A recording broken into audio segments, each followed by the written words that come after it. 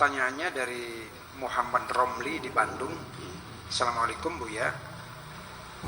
Situasi Timur Tengah yang lagi memanas dengan terbunuhnya Komandan Jenderal Iran Muhammad Qasim Soleimani yang tewas dirudal oleh drone Amerika di Bandara Baghdad. Apakah beliau termasuk mati syahid? Satu, karena beliau pergi kunjungan ke Irak bersama Jenderal Irak Abu Mahdi meninggal di tempat. Dan menurut Buya, akankah peristiwa tersebut memicu perang antara Iran dengan Amerika? Ya sekarang kenapa kau ditanyakan? Yang dari dulu Amerika kerot-kerot terus ya. Karena pengayaan nuklirnya itu sendiri, pengayaan uranium kan besar-besar. Mereka sudah punya nuklirnya, senjata nuklir kok. Ya kalau seandainya dunia keempat akan perang terjadi negara-negara yang punya senjata nuklir kayak India, Pakistan, Iran, Inggris, Perancis, Cina, Korea Utara ya yang punya nuklir. Kalau terjadi perang dunia ketiga nanti terjadi, ini kan sekali lagi Albert Einstein yang menemukan atom itu ditanya oleh wartawan, andaikan terjadi perang dunia ketiga, itu baru Nagasaki, Hiroshima dan Nagasaki dihancurkan, baru 2 kota. Kalau perang dunia ketiga terjadi, apa yang mungkin? Ini wartawan mengharapkan Einstein menerangkan nanti bumi akan meledak, nanti kota-kota hancur, begitu. Yeah. Ternyata enggak. Kalau perang dunia ketiga terjadi, setelah itu perang dunia keempatnya pakai tombak lagi. Pakai panah lagi. Muslimnya sudah peradaban. Iya. Jadi kalau stok nuklir yang ada diledakkan semuanya, ini akan nggak usah bumi pecah lah. Awan kabut tertutup 6 bulan, nggak ada matahari, drop 80 derajat, mati semua kok. Dari itu aja. Itu jadi ya mudah-mudahan jangan sampai terjadi. Dan biasanya negara besar itu lebih mampu menguasai diri. Makanya selalu di negara besar seperti Amerika, seperti Rusia, selalu presidennya itu sudah tua-tua ya, jarang yang muda-muda. Sekarang ini Barack Obama sama ini. Nah itu, ya karena bagaimanapun juga bisa mengendalikan. Termasuk juga John F. Kennedy juga dibunuh juga karena ada kekhawatiran dia itu siap untuk perang dunia, Pak. Jadi pada perang dunia ya habisin aja. Nah, itu semacam itu. Jadi ini persoalannya adalah sebenarnya kalau Amerika mah urusan ekonomi kok. Kalau maksud tujuannya sudah tercapai, selesai semuanya kok. Iya. Tapi kalau ideologi kan beda. Ini permusuhan Syiah dengan Sunni itu dari sejak Nabi meninggal dunia, perang saudara sampai sekarang. Ya, kalau kita telusuri, apakah Islam itu punya konsep kenegaraan enggak sebetulnya?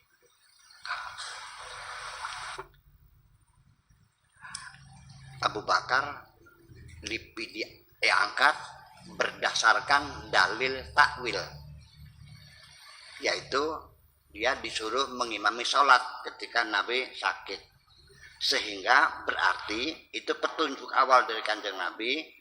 Abu Bakar adalah pengganti Rasulullah karena menjadi imam sholat berarti menjadi imam masyarakat juga. Abu Bakar ke Umar tidak pemilihan, ditunjuk. Udah beda lagi. Jadi ada undang-undang dasarnya enggak ada. Kemudian dari Umar ke Utsman ditentukan, dicalonkan calon sekian, yang milih adalah Abdullah bin Umar. Sampai kepada Ali meninggal kemana? Ke Syam, ke Syria, kembali menjadi kerajaan yang sangat diktator sekali. Jadi Itu semua proses menunjukkan bahwa sejak awal kita tidak punya konsep kenegaraan. Bahwa negara yang dimaksudkan oleh Islam itu bukan dalam artian state ya, dalam artian ini kebangsaan. Tetapi hanya dua hal yang penting untuk diterapkan, sistemnya apa saja. Mau kerajaan, mau kesultanan, mau presiden, mau apa kekaisaran, apakah presidentil, apakah parlementer, terserah. Yang penting dua yang penting ditegakkan, supremasi hukum dan keadilan sosial. Itu saja kok, susah banget sih. Iya, mau kesultanan, mau kerajaan dan sebagainya. Kemudian kapan negara Islam yang sudah ada? Sekarang begini, saya nanya, kewarganegaraannya ada enggak? Zaman dulu enggak ada sih. Batasan negaranya ada enggak? Enggak ada. Lalu undang-undang dasarnya ada enggak? Enggak, dan tak kok. Itu. Jadi sebetulnya ada latar belakang dari isu ingin mendaratkan negara Tuhan ini berdasarkan kekuasaan Tuhan. Nanti seorang raja yang memimpin itu adalah kepanjangan dari kekuasaan Tuhan. Jadi yang diterapkan hukum Tuhan, maka disitulah kedok yang paling tebal untuk melancarkan kediktatoran dan tidak bisa dibantah karena ini perintah Tuhan. Itu yang saya khawatirkan. Percaya enggak? Udah, ini kita negara Indonesia sudah demokrasi, alhamdulillah, dan bergulir. Yuk kita kawal bersama-sama. Jangan berkhianat kepada negeri ini. Ngerti nggak yang berkhianat? Ya kalau Anda bercita-cita pengen negara Islam, mangga silakan dalam imajinasi, mangga salah kok, masa orang berimajinasi ditangkap. Ya kan boleh saja gitu. Dan kemudian sejarah Islam yang ada sendiri juga aslinya coba dibaca ulang yang jujur. Jangan yang enaknya saja. Zaman dulu pada waktu terjadi ghazwat atau futuhat Islamiyah, istilahnya bagus, futuhat Islamiyah, kata orang Islamnya, tapi orang sananya enggak, namanya juga ekspansi. Kita mengatakannya futuhat, tapi mereka mengatakannya ekspansi kan. Itu juga ya malah nyerang negara orang tanpa maklumat perang, boleh enggak? Enggak boleh dong. Enggak ada macam itu. Dan sekarang yang menjadi kekhawatiran begini, bukan hukum Tuhan yang saya khawatirkan, bukan pemahamanmu terhadap hukum Tuhan yang seperti ini. Orang berzina dirajam, dibunuh. Orang tidak bayar zakat, dibunuh.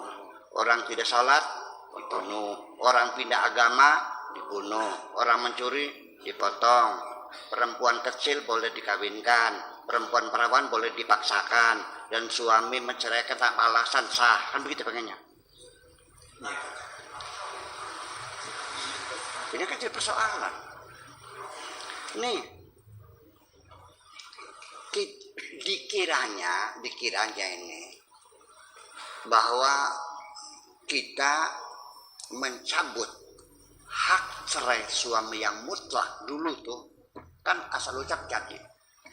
Sekarang udah dicabut, tapi masih ada dualisme dalam persepsi masyarakat. Pak Kiai sudah mengucap talak, tidak berlaku, harus diadili. Tapi kata Kiainya terjadi masih dualisme. Jadi dikiranya bahwa suami mencari istri sewenang-wenang tanpa diberi ruang seorang perempuan untuk membela haknya, itu dikiranya hukum Tuhan. Ya, udah bosan, udah tua, ceraikan, kawin lagi. Gimana? Sudah dulu kecil dikawinkan, nggak belajar, nggak sekolah, selama rumah tangga nggak boleh usaha, dicarikan anaknya saja. Ya ini punten saja, berabad-abad lamanya perempuan diperbudak oleh pikiran laki-laki semacam itu.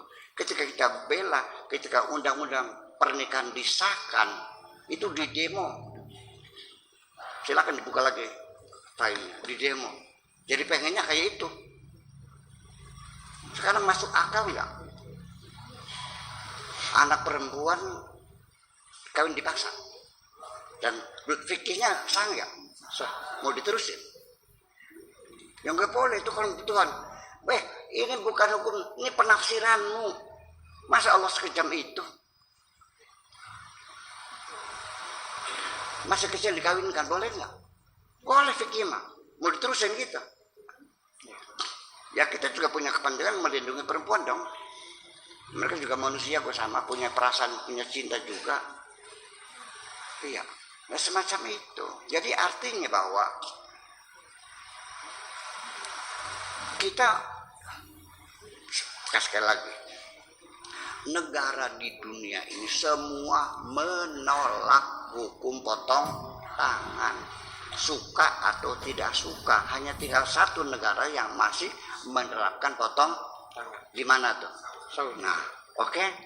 Sekarang, apakah negara Islam seluruhnya murtad semuanya karena menolak potong tangan? Jadi mungkin ada anggapan bahwa dikiranya kajian-kajian fikih itu permanen selamanya. Kehidupan ini berkembang dan bergerak. Undang-undangnya tidak boleh berkembang, tidak boleh bergerak. Harus sesuai dengan ketentuan pada abad ke-7. Itu menjadi masalah bagi saya. Paham nggak?